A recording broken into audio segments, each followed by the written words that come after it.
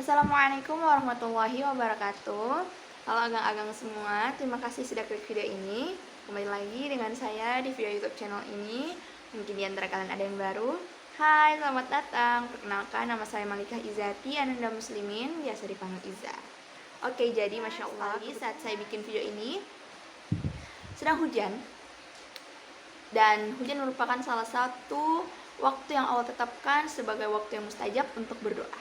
Jadi jangan lupa berdoa, perbanyak doa saat hujan dan waktu mustajab lainnya. Oke, video ini sesuai dengan request oleh eyang saya, eyang tercinta, eyang itu nenek. Jadi beliau menelpon dengan ibu saya. Beliau kurang lebih menyampaikan seperti ini. Kenapa Iza tidak buat konten di YouTube tentang Al-Quran atau mengaji? Dan ibu saya teruskan ke saya. Dan saya pikir, ya kenapa tidak bikin kan? Masya Allah kalau konten mengaji yang berhubungan dengan Al-Quran, insya Allah akan bermanfaat untuk kita semua, untuk yang buat video maupun yang menonton videonya.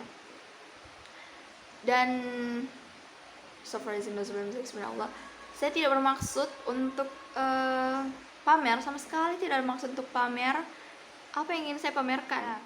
Bacaan saya sendiri merasa malu sebenarnya. Saya sampai berpikir beberapa kali dan bertanya terus menerus sama ibuku Maceku, kayak, "Mom, serius kah ini? Kok saya malu? Kok saya takut?" begitu. Terus ibu saya cuma yakinkan saya, Bismillah, kalau misalnya niat kita baik dan yang akan kita lakukan insya Allah baik, insya Allah kita akan diridhoi sama Allah, terus dilancarkan dan jauhkan dari hal-hal yang buruk, hal-hal yang maksiat. Oke, insya Allah, Bismillah. Jadi saya Bismillah, saya akan buat konten tentang Al-Quran, misalnya mengaji untuk video kali ini. Dan ini bukan karena dia cuma mau buat konten. Ya benar, memang saya mau buat konten, tapi bukan cuman. Saya mau bikin konten yang insya Allah bermanfaat untuk kita semua.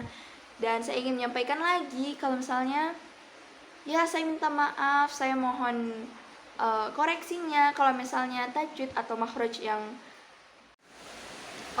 jadi tadi terpotong. Jadi lanjut, kembali lagi, tolong dikoreksi jika ada tajwid ataupun makhraj yang kurang tepat. Jadi kita sama-sama belajar, berbagi ilmu, dan saling menjaga hati maupun perasaan saudari atau saudara kita. Jadi tolong gunakan bahasa yang baik dan sopan. Pastilah itu sudah. Oke, kita sudah sampai dimana saya akan berbagi ilmu sedikit bahwa keutamaan membaca Al-Quran Al-Karim itu ada sangat banyak. Di antaranya yaitu mengharapkan perniagaan yang tidak merugi. Kenapa? Karena dengan membaca Al-Quran kita mengharapkan perniagaan yang tidak merugi, yaitu dengan Allah. Kita berniaga dengan Allah, kita berdagang dengan Allah.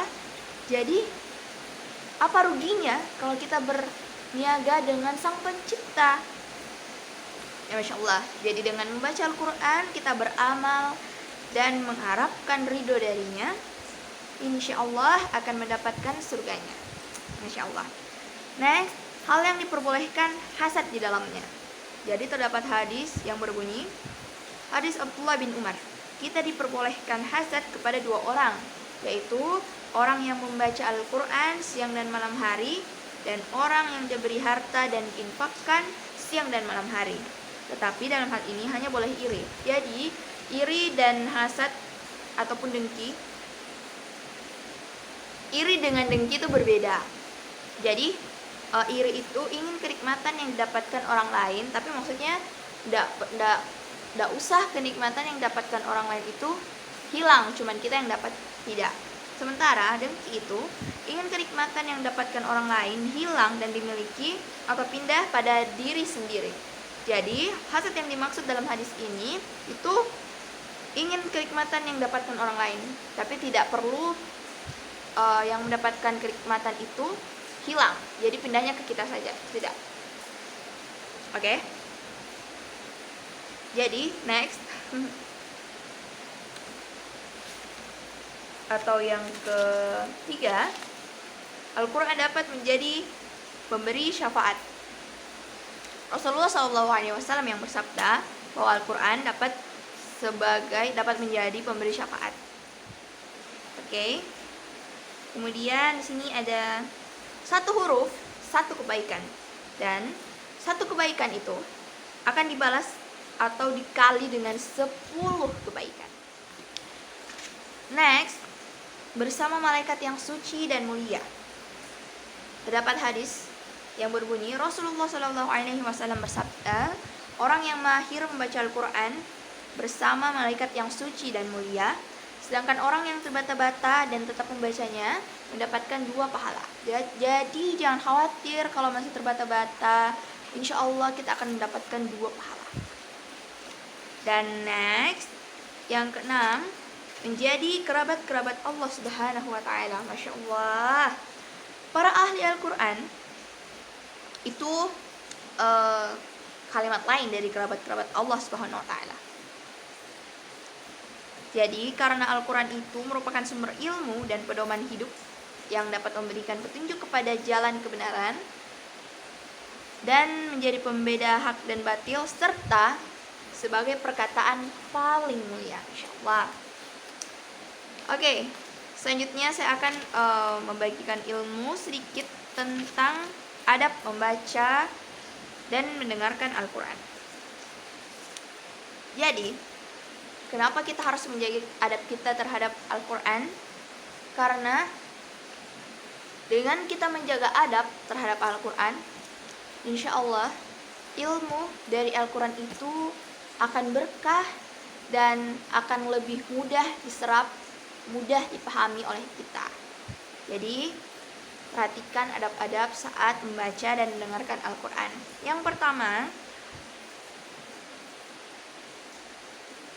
ini dari Imam An-Nawawi dalam kitab At-Tibyan fi Adabi Ammatil Quran, menyebutkan adab-adab terhadap Al-Quran, diantaranya hendaknya yang membaca Al-Quran berniat ikhlas, mengharapkan ridho Allah, bukan untuk cari dunia atau pujian.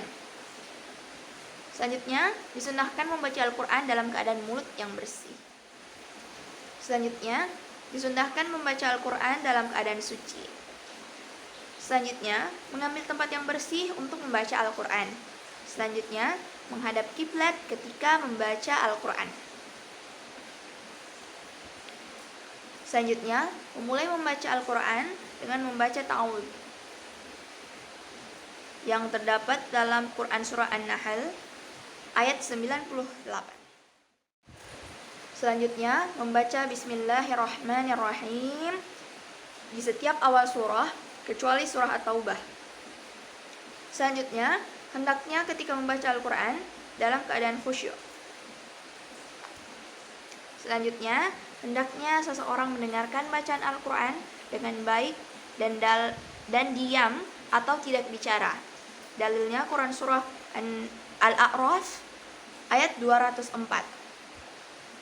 Selanjutnya, tidak menyentuh kecuali orang-orang yang disucikan. Dalilnya Quran Surah Al-Waqiah ayat 79. Selanjutnya, orang yang membaca Al-Quran disunahkan menyaringkan bacaan Al-Qurannya selagi tidak ada unsur negatif, yaitu riya dan serupanya.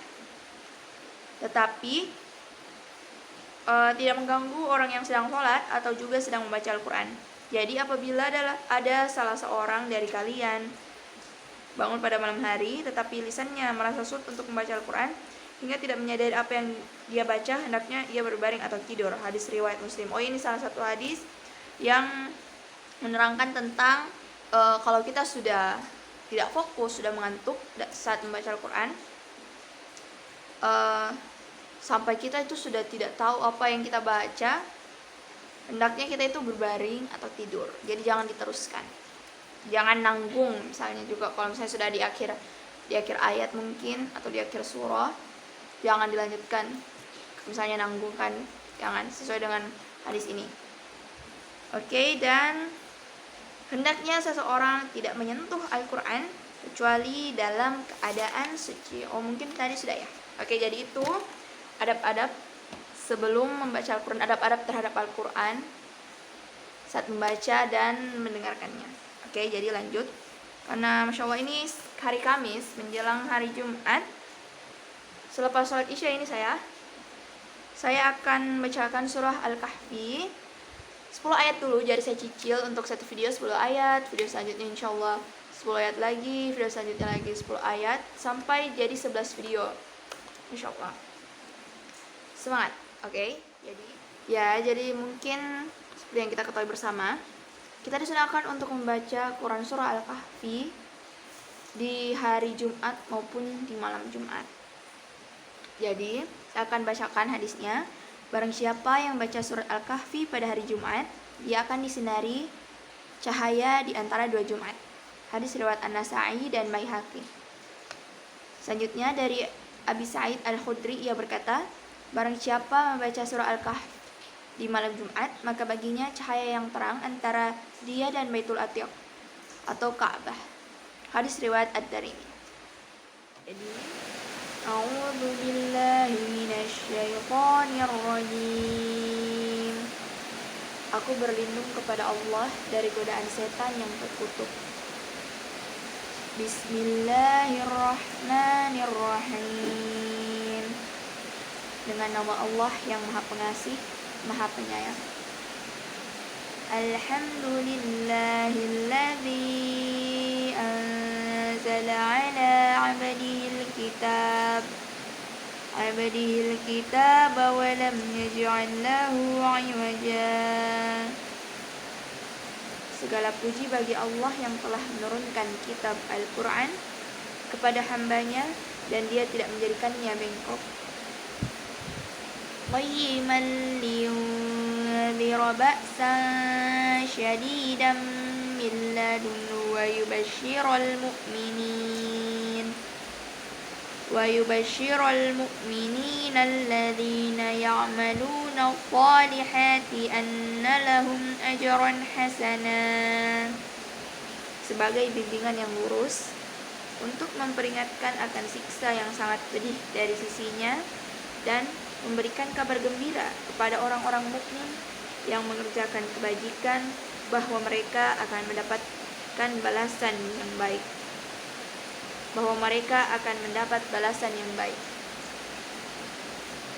Makithina fihi abada. Mereka kekal di dalamnya untuk selama-lamanya.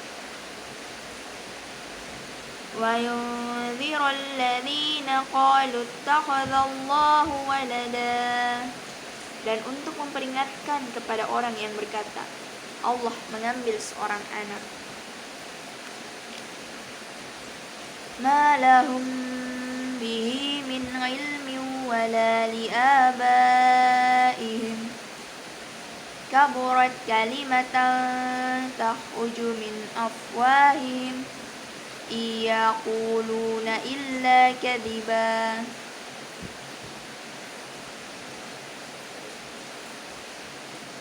Mereka sama sekali tidak mempunyai pengetahuan tentang hal itu. Begitu pula nenek moyang mereka.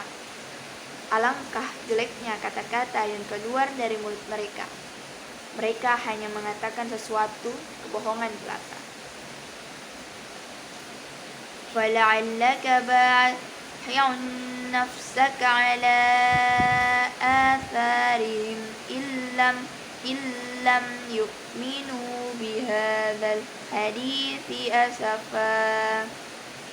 Maka barangkali engkau Muhammad akan mencelakakan dirimu karena bersedih hati setelah mereka berpaling, sekiranya mereka tidak beriman kepada keterangan ini Al-Quran.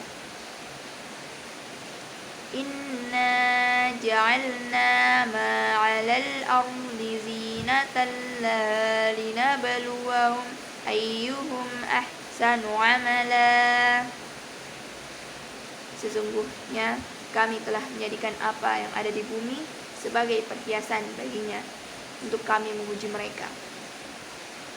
Siapakah di antaranya yang terbaik perbuatannya?